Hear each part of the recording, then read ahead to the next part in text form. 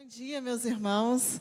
É um prazer, é uma alegria estar aqui nesse domingo pela manhã, primeiro domingo de 2021, começando uma revista nova, começando um novo trimestre.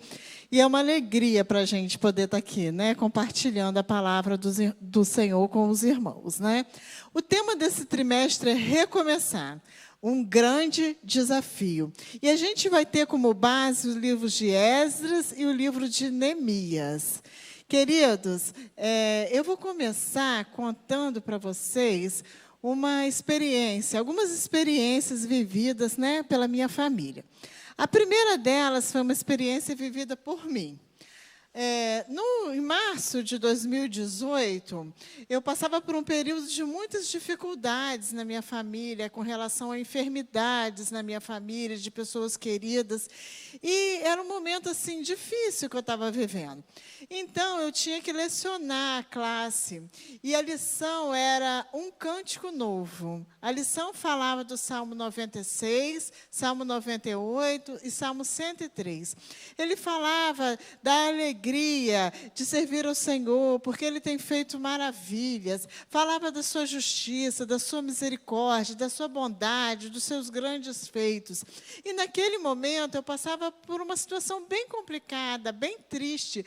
E eu chorava muito enquanto eu estava preparando aquelas lições. Chorava tanto que no momento eu pensei assim, eu vou pedir a outra professora para lecionar a classe, vou pedir a Wanda que lecione a classe no meu lugar, porque eu estou realmente triste, chorosa. Mas aquela sensação me dava uma tristeza de pensar que eu ia passar a lição para outra pessoa, que era como se eu estivesse negando a minha fé. Eu creio na palavra do Senhor, eu creio naquilo que está escrito nos Salmos, independente das circunstâncias que eu estou vivendo. Então, eu comecei a orar, a jejuar, a clamar ao Senhor e pedir a Ele que me desse forças para lecionar aquela lição. E eu lecionei a classe, e o interessante é que, quando eu terminei de lecionar, Wanda falou assim, você estava diferente lecionando a classe naquele dia. Parecia que foi assim, o dia que você lecionou a classe com mais convicção, com mais segurança, que lecionou melhor a classe. E eu me lembrei, né, das dificuldades que eu tinha vivido. Mas, para mim, naquele momento, eu precisava lecionar a classe, eu precisava dizer aquelas coisas que eram coisas que eu acreditava, independente das circunstâncias. Aquelas coisas faziam efeito. Aquilo que está escrito naqueles salmos faz efeito na minha vida, não importa a situação que eu estava vivendo. Há poucos dias também, o meu irmão viveu uma experiência parecida. Como a maioria dos irmãos sabem, no dia 22 de dezembro eu perdi o meu pai.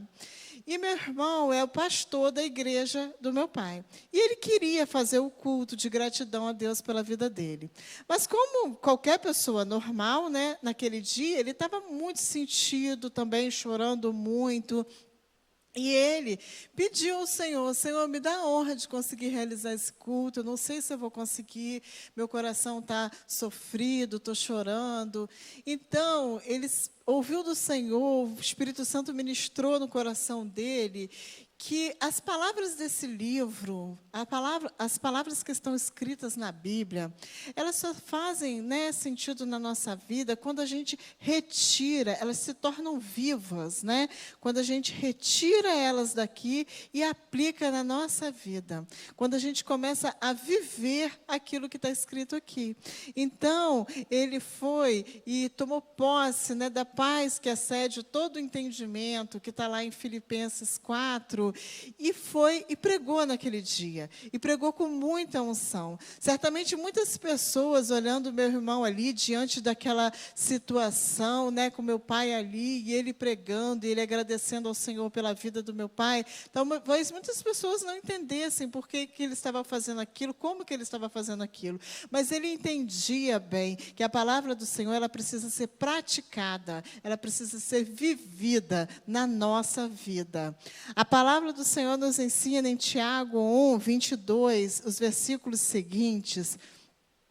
Sejam praticantes da palavra e não apenas ouvintes, enganando-os a vocês mesmos. Aquele que ouve a palavra, mas não a põe em prática, é semelhante a um homem que olha a sua face no espelho e depois de olhar para si mesmo, sai e logo esquece a sua aparência. Mas o homem que observa atentamente a lei perfeita, que traz a liberdade e persevera na prática dessa lei, não esquecendo o que ouviu, mas praticando, será feliz naquilo que fizer. O que eu quero dizer? Nós precisamos ser praticantes da palavra, vivermos a palavra em qualquer circunstância, não somente ouvintes da palavra. O tema desse trimestre é recomeçar um grande desafio. Se você vier aqui na escola bíblica e ouvir as lições, fechar a revista, fechar a palavra e não praticar na sua vida, você vai viver um eterno recomeço. A palavra de Deus, ela produz efeito na sua vida a partir do momento que você começa a viver, a praticar a palavra. Então, é isso que eu peço a Deus para você, para mim, que a gente seja praticantes de tudo aquilo que a gente aprende na escola bíblica dominical. Então, vamos lá. Antes de ler o texto básico, que fica em Neemias 2:5, nós vamos falar um pouquinho do contexto histórico. Onde está inserido esses dois livros? Que momento o povo de Deus se encontra no livro de Esdras e Neemias? De que reconstrução nós estamos falando, né? Eu preparei uma linha do tempo, é um breve panorama histórico. Vamos lá. No ano de 1586, o povo de Deus é levado cativo para a Babilônia. Essa história é muito bem narrada lá em 2 Reis, capítulo 24 e 25. Você vê Nabucodonosor levando a nobreza de Jerusalém cativa para a Babilônia. Você vê o templo ser destruído, a casa do Senhor foi destruída, a casa do rei foi destruída, a cidade ficou em chamas. Foi tudo destruído lá em Jerusalém. Mas, poucos anos depois, o Império Babilônico foi derrotado pelo Império Persa. Aí, então, o rei Ciro, ele faz um decreto, né, em 538 a.C., faz um decreto autorizando o retorno do povo cativo a Jerusalém. Eles poderiam voltar para Jerusalém com um propósito: construir, reconstruir a casa do Senhor que fora destruída. Em 537, um ano depois, né, o primeiro grupo de judeus parte para Jerusalém com o objetivo de reconstruir o templo. Eles seguem sob a liderança de um homem chamado Zorobabel. Eles vão com o objetivo de reconstruir o templo. 515. Depois, né, de alguns percalços, o templo é reconstruído e é inaugurado. Quem conta bem essa história é o profeta Ageu, né? Lá no livro de Ageu, Zacarias, profetas da restauração. Eles viveram no tempo dessa restauração da cidade de Jerusalém, da reconstrução, né, do povo, do retorno do cativeiro, certo? Em 458, vai um segundo grupo. Esse segundo grupo é liderado por Esdras. A estrutura do templo já existe, mas esse povo vai com o objetivo de promover a restauração espiritual daquela nação. Né, o povo, essa viagem, né, do cativeiro até a ida de Esdras para Jerusalém, passam aproximadamente, né, 128 anos. E aí, muito tempo se passou e o povo precisa, então, buscar novamente o seu Deus, conhecer o seu Deus, os seus preceitos, a sua lei, viver as maravilhas que aquele Deus estava disposto a fazer na vida daquele povo, se santificar, se consagrar novamente a Deus. Posteriormente, ou na mesma época, a gente vai ter Neemias também indo para a reconstrução da cidade, para a reconstrução dos muros da cidade. É nesse contexto histórico que se encontram as lições que nós vamos estudar. Nós vamos estudar mais detalhadamente, né? À medida que o trimestre for passando, a gente vai estudando mais detalhadamente. A primeira viagem, a construção do templo, é narrada em Esdras, de 1 até o capítulo 6. A partir do capítulo 7, então, a gente começa a história de Esdras. E a gente vai estudar isso aí durante todo o trimestre. A lição de hoje, o autor traz um panorama geral a respeito de recomeçar. A gente não vai entrar propriamente nos livros, mas a gente vai falar um pouco sobre recomeçar. E é com muita alegria que eu trago essa lição. Porque o autor da lição, sempre que a gente fala em autor da lição, a gente pensa em alguém talvez que a gente nem conheça. Mas o Senhor nos concedeu, né, a bênção de meu irmão, o pastor Alonso Colares, ser o autor da primeira lição desse trimestre, né, que tem como tema recomeçar. Então, é muita alegria para mim poder estar lecionando hoje, no primeiro domingo, né, de 2021, e a lição que foi escrita, né, sobre a orientação do Espírito Santo, mas foi escrita pelo meu irmão, né? Então, vamos lá. Recomeçar não é uma tarefa fácil. A gente vê que as palavras começar e recomeçar, elas são muito parecidas, mas elas trazem sensações muito diferentes na prática. O começo sempre é aquela expectativa boa, muitos sonhos, muita esperança de que vai dar certo, né? Aqueles sentimentos bons, o primeiro emprego, na primeira casa que você construiu, né? Seu relacionamento e tantas coisas boas quando a gente está no começo, né? Mas recomeçar, ele já traz outras sensações na vida da gente, né? Que a gente vai estudar mais lá na frente. Então, recomeçar, por isso, eu li uma vez que o recomeço sempre traz um defunto, sempre tem alguma coisa que deu errado, né? Se a gente está num recomeço, é porque em algum momento houve um começo. E, por alguma razão, a gente precisou recomeçar. Ou porque a gente se desviou do caminho, né, e a gente se perdeu e precisou voltar e recomeçar, ou porque a gente falhou mesmo, né, e precisa recomeçar, ou porque por falta de planejamento a gente parou.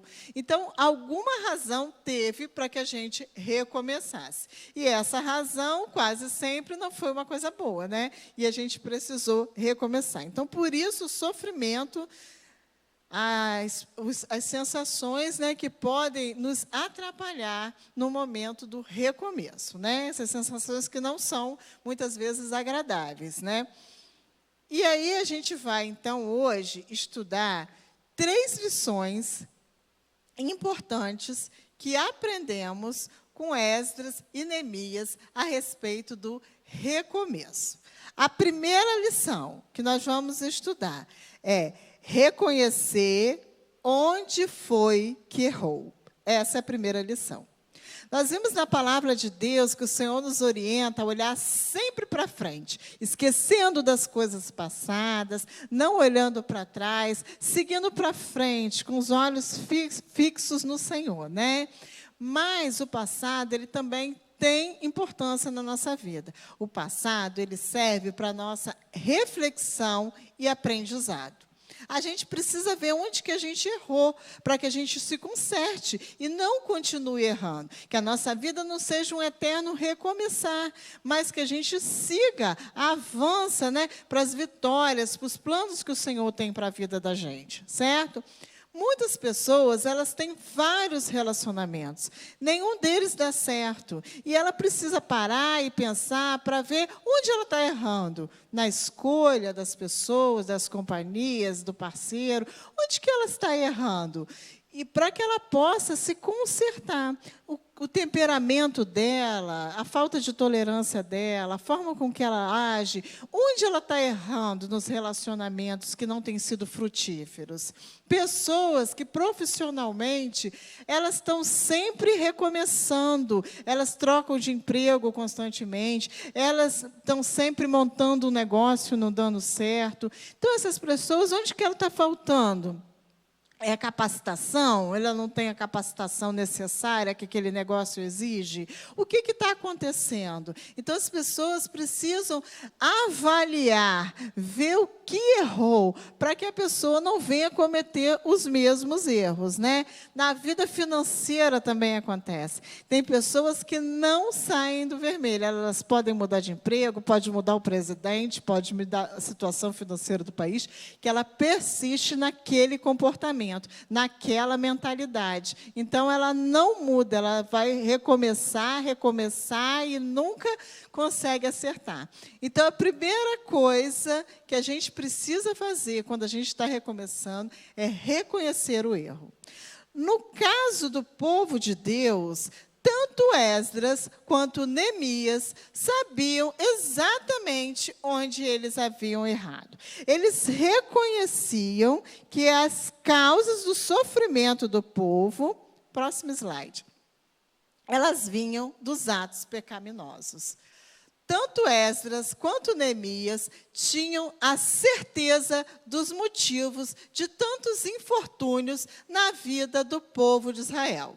Eles sabiam que a causa de tanta dor e sofrimento do cativeiro e de todas as outras que sofreram vinham dos constantes atos pecaminosos do povo.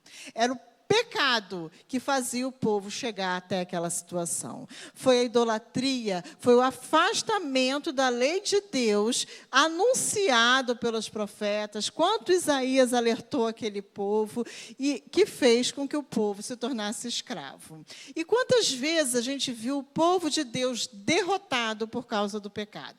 No livro de Juízes, você vê constantemente o povo de Deus sendo derrotado por causa do pecado. A palavra de Deus diz em Provérbios 28:13: o que encobre as suas transgressões nunca prosperará, mas o que as confessa e as deixa alcançará misericórdia. Aquele que confessa o seu pecado, o que encobre o seu pecado nunca vai prosperar, mas aquele que confessa, abandona o pecado, alcança misericórdia. Vamos ver o que Esdras e Neemias, eles falavam a respeito do povo. Esdras 9:7.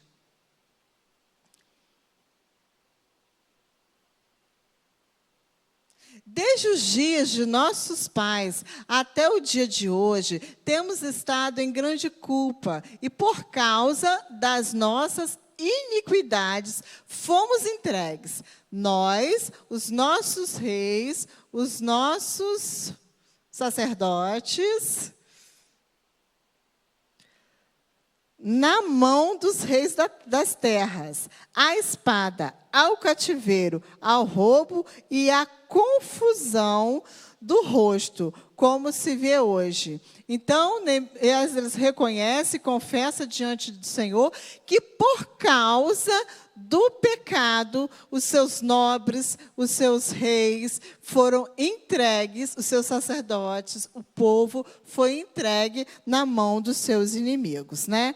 Neemias, confessando o pecado do povo, Neemias 1:6.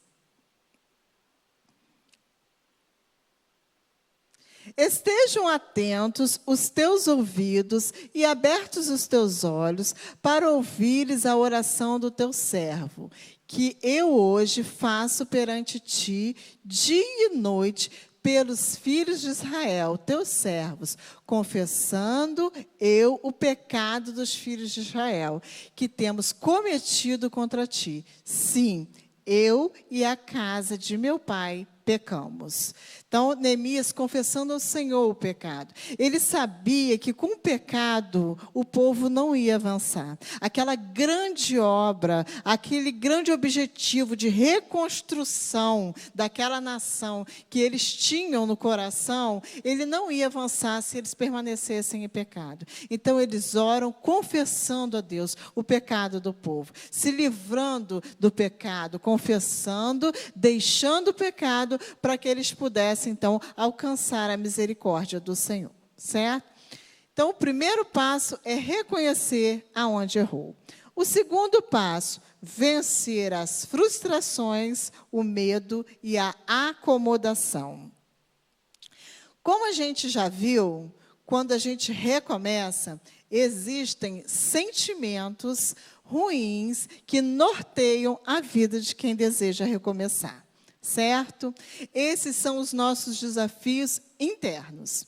Além dos desafios externos, né, que são os olhares das pessoas nos acusando, aqueles que vêm com palavras ruins para nós, a concorrência, as nossas limitações físicas. Além de todos os desafios externos, a gente também tem os internos, que muitas vezes é o medo, as frustrações e as acomodações.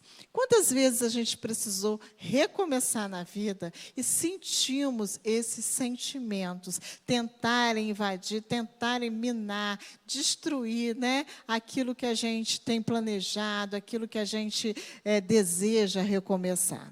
No caso do povo de Deus, muitos anos tinham se passado. A gente viu, né, na linha do tempo que do cativeiro, né, até a reconstrução do templo, né, vai levar 70 anos. Depois, até Esdras voltar, leva mais uns 80 anos. Ao todo, foram 120 anos que a gente viu que eles levam para chegar até a situação onde Esdras está, né, até o capítulo 7. De Esdras. E a gente vê assim, quanto tempo se passou? Uma geração inteira se formou lá no cativeiro babilônico.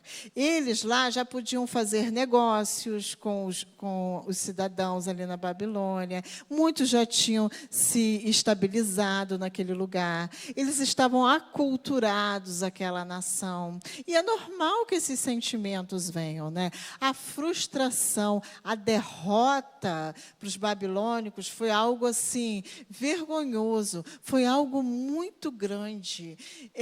Nós vimos uma destruição muito grande, a cidade completamente destruída, incendiada, eles sendo levados presos, né? Todas as suas autoridades sendo levadas presas. Foi uma derrota assim, que causa mesmo frustração, que causa trauma, né?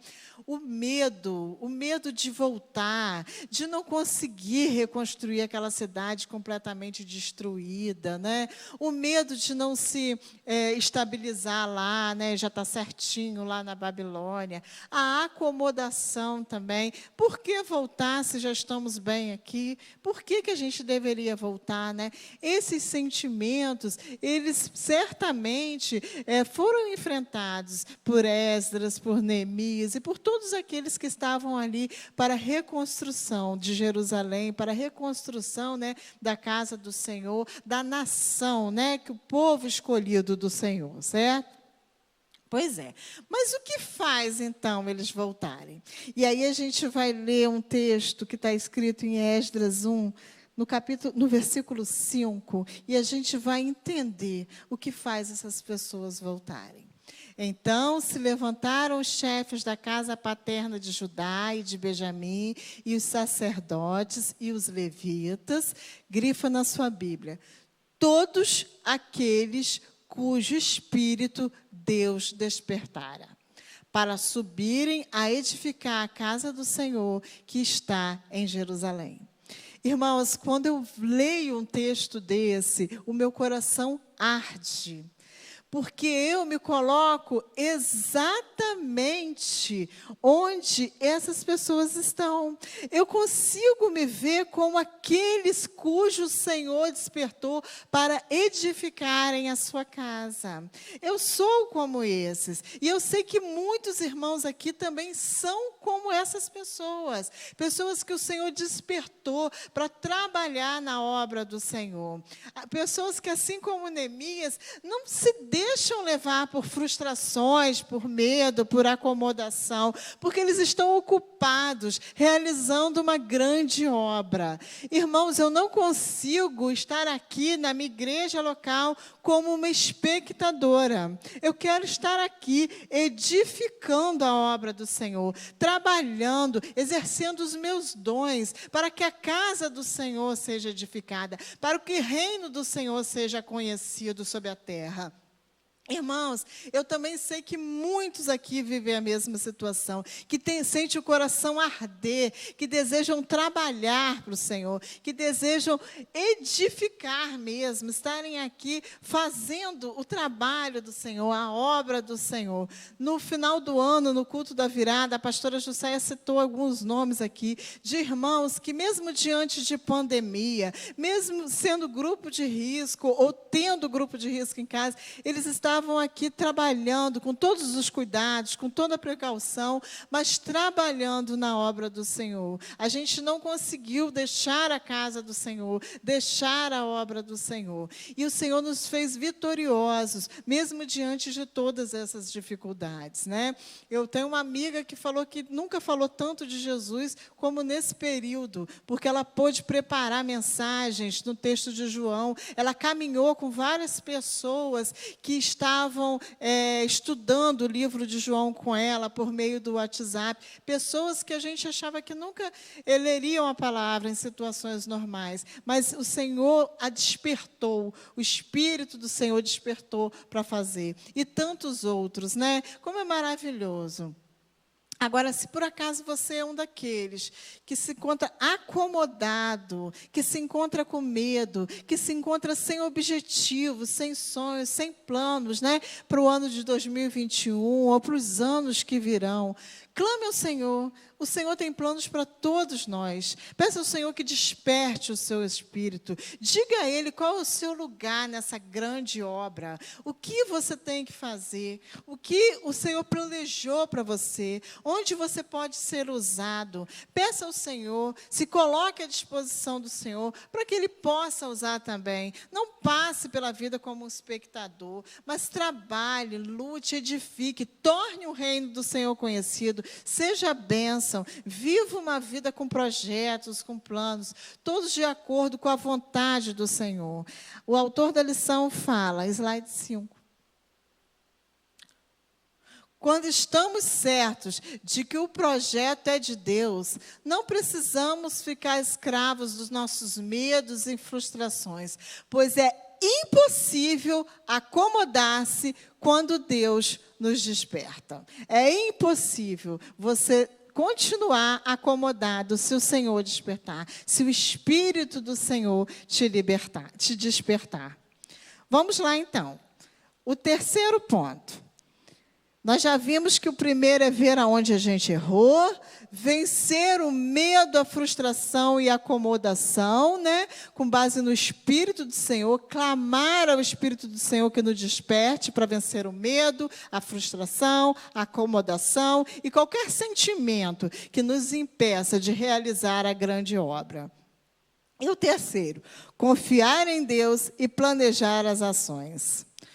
Qual é a frase, né, a expressão que mais se repete, muito conhecida no livro de Esdras e no livro de Neemias? Qual é essa expressão? A boa mão do Senhor estava sobre nós, porque a boa mão do Senhor estava sobre mim, porque a boa mão do Senhor, porque a bondosa mão do Senhor estava sobre mim. Essa expressão, ela marca os dois livros de Esdras e Neemias, porque eles reconheciam que era a boa mão do Senhor que estava sobre eles. E os resultados dele, aquilo que eles colhiam, né, do seu trabalho, mostra que, de fato, o Senhor estava ali, abençoando a vida daqueles homens, né? Abençoando a vida daquela nação. Esdras e Neemias, né, a lição nos mostra que eles tinham temperamentos diferentes, eram homens diferentes. Esdras, quando vai para a viagem, ele estava levando, né, muitas coisas preciosas, ele estava levando ouro, ele estava levando os pertences da casa do rei, ele estava levando muitas coisas preciosas. Então, ele ficou com vergonha de pedir ao rei, né, que mandasse uma caravana protegendo eles, né, porque a bondosa mão do Senhor estava sobre eles. Já Neemias, que tem uma noção de planejamento, assim, ele não hesitou. Ele pediu ao rei que desse cartas, homens, né, que estivessem na segurança por onde ele passasse, para que eles soubessem que Neemias estava vindo em nome do rei. Então, apesar dos temperamentos diferentes, né, eles tinham um objetivo em comum, que era edificar a obra, eram trabalhar, eram edificar aquela cidade, eram reconstruir aquela nação. E eles caminharam, e eles, mesmo de formas diferentes, com temperamentos diferentes, eles agiram em busca daquele objetivo, né? Eu estou participando da comissão de sucessão pastoral da nossa igreja, e nós somos 15 pessoas, certamente muito diferentes. Às vezes, nas reuniões, a gente vê claramente a diferença de temperamento, né, da forma de agir, as qualidades de cada um. Um se sobressai em determinado ponto, o outro se sobressai em outro, tem mais conhecimento em outra área, né? Uns são mais práticos, outros, né, muitas vezes, eles precisam frear aqueles que querem fazer as coisas com mais rapidez, né? Então, somos pessoas com temperamentos diferentes, mas todos nós com um objetivo em comum, né? Esse objetivo que todo mundo converge para ele, que é buscar o melhor para o reino de Deus, né? Então, aqui na igreja também somos assim, temos vários ministérios com pessoas diferentes, temos que lidar com temperamentos diferentes, mas todos com um só objetivo, né? Que é tornar o nome do Senhor conhecido, né? Que é que todos vejam que o nome do Senhor é exaltado nesse lugar. Então, ainda que de comportamentos diferentes, formas diferentes, a gente precisa confiar em Deus, que Deus vai agir e fazer os nossos planejamentos, sempre colocando, submetendo tudo que a gente planejar, seja na sua vida pessoal, seja na sua vida como igreja, tudo que a gente planejar, a gente submeter ao Senhor, para que a bondosa mão do Senhor esteja sobre nós, esteja sobre os nossos planos e a gente seja abençoado. Não podemos temer qualquer projeto se o Senhor estiver ao nosso lado. Não há o que temer quando o Senhor está ao nosso lado. O desafio era gigante de reconstrução. E nós vamos estudar isso durante 3 meses. Nós vamos ver. Mas nós vamos ver também que eles foram vitoriosos. Eles venceram. Em cada desafio que surgia, eles venciam. E nós vamos descobrir, nós vamos aprender e praticar na nossa vida também tudo aquilo que eles viveram lá e fez com que aqueles homens do Senhor fossem bem-sucedidos. Para terminar, nós vamos olhar o para, pensar e agir. O autor traz 3 perguntas para nós, que vai servir para a nossa reflexão durante esse trimestre. Vamos lá. Você identifica alguma insegurança em sua vida para empreender um projeto ou recomeçar algo que foi destruído? Você identifica alguma coisa que está te impedindo de recomeçar? É o pecado? São as inseguranças? O medo? A sua baixa autoestima? É o que tem te impedido de recomeçar? O que falta para vencer esse desafio? Vamos pensar sobre isso? A segunda pergunta.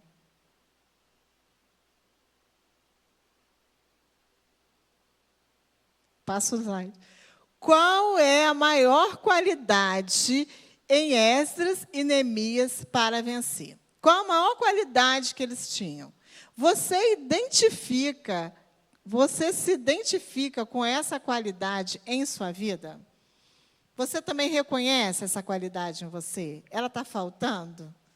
Peço orientação do Espírito Santo do Senhor, para que você veja qual era a qualidade que tornava eles vencedores, corajosos, que eles avançavam, que eles não ficavam agarrados em diversidades. Qual a qualidade deles?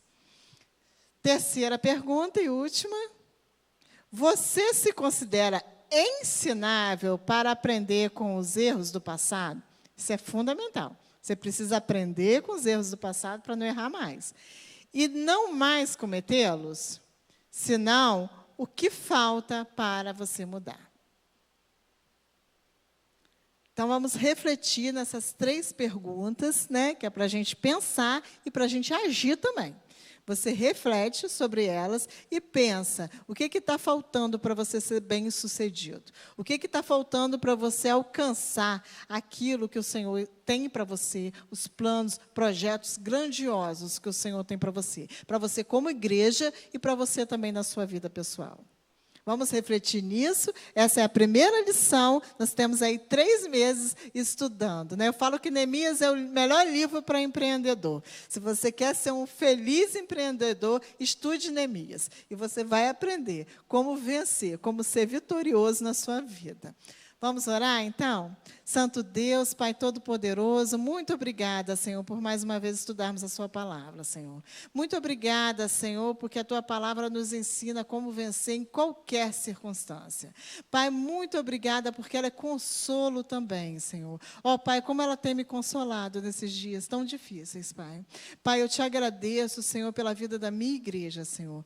Ó, Pai, nos abençoa nos nossos projetos como igreja, Senhor. Abençoa os nossos projetos pessoais, encha o nosso coração, faça o nosso coração arder, Senhor, para que a gente possa fazer a sua vontade, vencer o medo, vencer a acomodação, Senhor, vencer as frustrações, Senhor, e seguir com o coração cheio de alegria, Senhor, para as vitórias, Senhor, que o Senhor tem guardadas para nós, Senhor. Nós te louvamos, te agradecemos, receba a nossa adoração, receba o nosso culto, o nosso louvor, Pai, em nome de Jesus, amém.